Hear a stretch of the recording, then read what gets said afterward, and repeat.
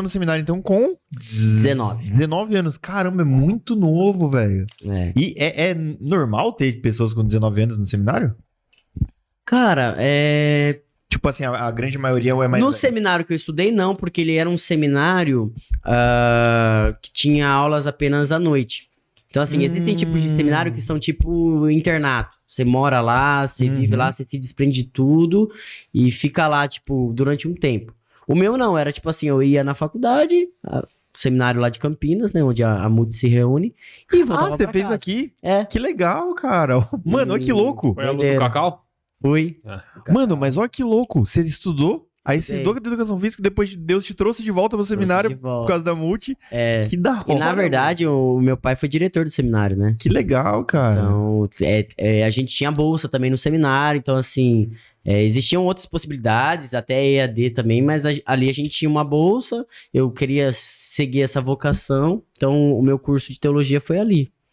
E junto com o Thiago também, algumas partes dele, né? Você conheceu o Thiago lá. Lá na Faculdade Teológica. Vocês conheceu o Gabriel Rocha?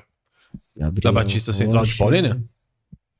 Acho que possivelmente. É porque o Gabriel também é formado em educação física e pastor Que também. legal. Olha só. Eu conheço, tem o Gabriel Espíndola também, que ele tem o Esse eu conheço também. JCM. Esse eu conheço também. Que ele também tem educação física, tem o ministério também do JCM. Mas acho que talvez sim, Gabriel Rocha, se eu ver, Depois eu mostro pra você. talvez eu lembre sim. Mas eu sempre me vi nesse dilema, por mais que tinha convicção de fazer, mas eu ficava naquela coisa, tipo assim, cara, vou ser pastor ou vou ser missionário? Tipo assim, porque eu fui pra teologia pra estudar teologia, fazer educação física e me tornar missionário de uma organização chamada Lazinhação. Então assim, o meu plano era esse. Já tinha chamado, já tinha proposta, já tinha tudo. E no caminho Deus foi mudando e confirmando uma vocação pastoral de ensino, de ser mestre na igreja, então tipo assim, e aí eu achava por um tempo que tipo assim, então não devo ser missionário e usar o esporte, vou abandonar. E aí Deus foi trabalhando isso na minha vida pra me fazer entender que assim, uma coisa não vai excluir a outra. E na verdade, ele pode usar todas essas coisas, esses fatores pro reino dele e pra glória dele, né? Mas era uma tensão que eu tinha dentro de mim, tipo assim, quando eu fui estudar, tipo assim, pô, se eu escolher ser pastor, não vai dar pra você trabalhar com esporte, por exemplo, né? Uhum. E na verdade, pelo contrário, dá pra linkar muito bem as duas coisas. E hoje, onde eu estou trabalhando, eu só tô lá por causa dessas duas coisas. Porque eu tô trabalhando no Colégio Mackenzie, que é um colégio confessional, e eu sou professor de educação física do colégio. Mas eu tô lá principalmente por ser pastor. Então, tipo assim, eu olho pra isso como uma preparação de Deus, sabe? Pra esse momento e mostrar exatamente isso, sabe? Assim, que ele é Senhor de todas as coisas, de todo conhecimento, que a gente não precisa criar uma bolha, entendeu? O cara é pastor. Eu creio que existem pastores que sim, têm uma vocação específica e única pra isso. Mas não é tipo o meu caso. Eu me vejo muito como alguém bivocacionado. E que uma coisa não anula a outra e ambas cooperam pro reino de Deus, sabe? Então é doideiro mesmo. Legal, cara. Olha só, velho. E, mano, você falou que cresceu na Batista, Isso. né? Na minha cabeça, que eu não entendo muito de igreja, assim. Na minha cabeça, tipo, tem a Batista Lagoinha. Certo. Tem outras, é isso? O movimento batista ele é bem amplo, né? E diverso. Mas assim, a Batista que eu pertencia era a Convenção Batista Brasileira, CBB. Então é uma das maiores convenções batistas do Brasil, que tem um monte de igreja rolada e tal. A Lagoinha fez parte um tempo, eu não sei se hoje a sede lá faz parte, porque eles tiveram algumas divergências doutrinárias e tal. Mas tem a Convenção Batista Brasileira e tem as convenções estaduais, né? Estado de São Paulo, Minas Gerais e tal. O Cacau é batista? Eu não sabia, mano. Agora que o João falou, eu lembrei que o Thiago falou que teve aula com ele também, agora eu tô linkando. A igreja dele é da CBB. É Batista Brasileira, né? Convenção. Aqui, né, em Limeira? Nova Odessa. Nova Odessa, mas é perto ainda. Nossa, cara, a gente vai trazer ele ainda, né? Se Deus quiser, se ele me responder. Vai responder. E aí, manda uma pergunta aí. E, mano, no seminário, tipo, você entrou muito novo, né? Teve algum momento que você questionou a sua vocação no meio por ser tão novo? Porque assim, eu tinha uma teoria na minha cabeça que eu falo pra todo mundo, eu falo, cara, não entra na faculdade com 18 anos, espera pelo menos uns 20, 21 e tal. E a sua vida diz completamente o contrário, né, mano? Você Sim. entrou e numa faculdade, tipo, muito específica, que não é pensando em, tipo, dinheiro, carreira e tal, é muito difícil. Como que foi, mano? Porque ali, tipo, beleza, com 19 você entrou, mas se eu não me engano, acho que é 21, 22 que a gente acaba tendo a virada ali de, tipo, de maturidade, né? Que você entra na fase Sim. adulta. Mano, como que você recebeu? Foi constante o seu chamado ou você... Como que foi, velho? Eu tinha uma convicção muito clara de que Deus tinha me pedido pra estar ali. E que a minha carreira esportiva, então, eu tinha abandonado e tinha abraçado esse plano de Deus. Mas, assim, o caminho eu não tinha certeza. Então, foi como eu falei, né? Eu não sabia se eu ia trabalhar com missões e esporte. Eu não sabia se eu ia ser pastor. Nisso, Deus me tirou dessa igreja que me havia enviado para o seminário e me levou para uma outra igreja para eu fazer estágio.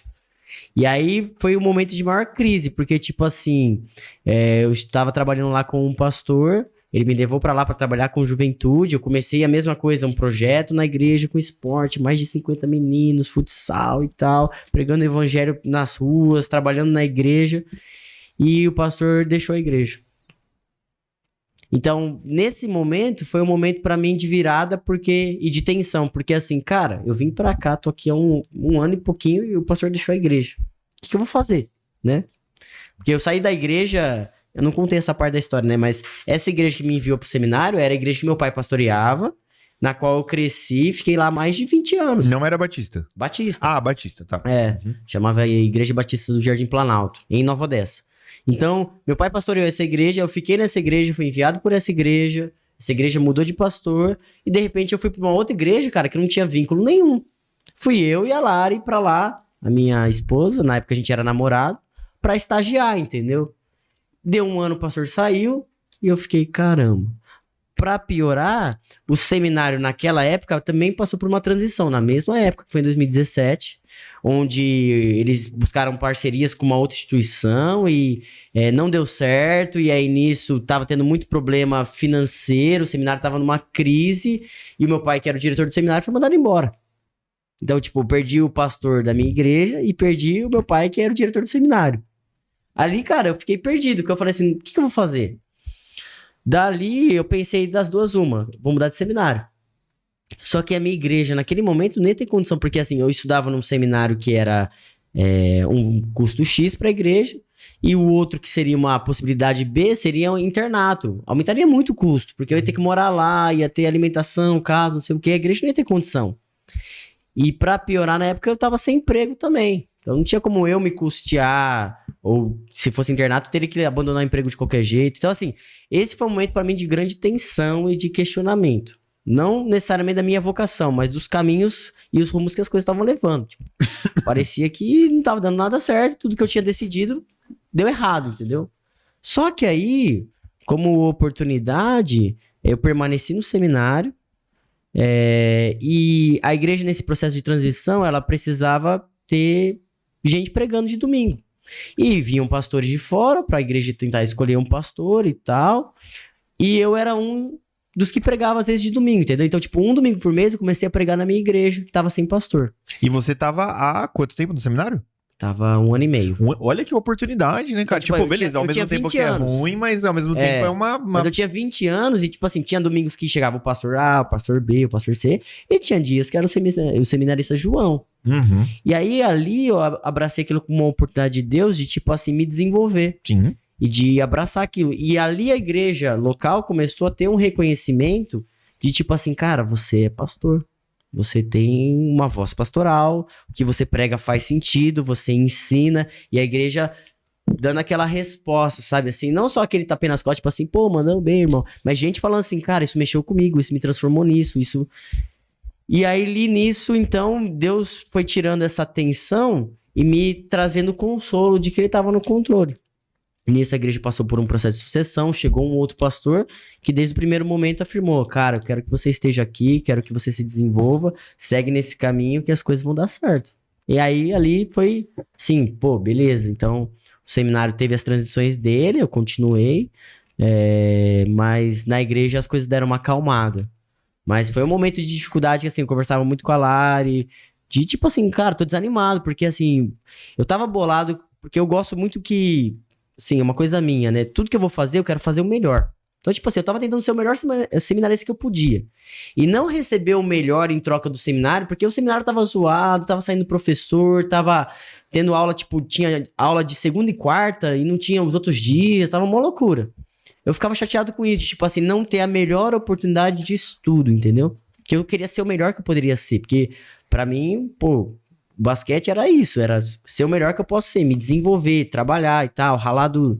E no seminário isso não estava acontecendo, na igreja isso também não aconteceu durante um tempo. Então foi um momento de tensão, assim, de questionamentos, mas de oportunidade, né? Aquela coisa, a maior crise é a maior oportunidade. Uhum. E o Thiago, uma vez ele falou pra mim, ele falou, Carlinhos, coloca a lenha aí nessa fogueira, sobre chamado, né? Ele falou, cara, coloca a lenha, porque se for chamado de Deus, não vai apagar, vai cada vez pior, tipo, o chamado vai ficar cada vez mais forte, né? Isso, mano, em relação a tudo, né? Tipo, tudo que for de Deus mesmo não vai se apagar, né? Mas mesmo assim, mano, eu falei, nossa, cara, mas é muito novo, muito da hora, cara, da hora. E foi muito louco, sabe por quê? Que eu tô falando com o João faz tempo. Mano, vamos marcar uma jantar e tal. Aí não deu certo até hoje, mas assim, mano, até isso eu vejo Deus, porque, ó, baita oportunidade de te conhecer mais, né, mano, a sua história e tal.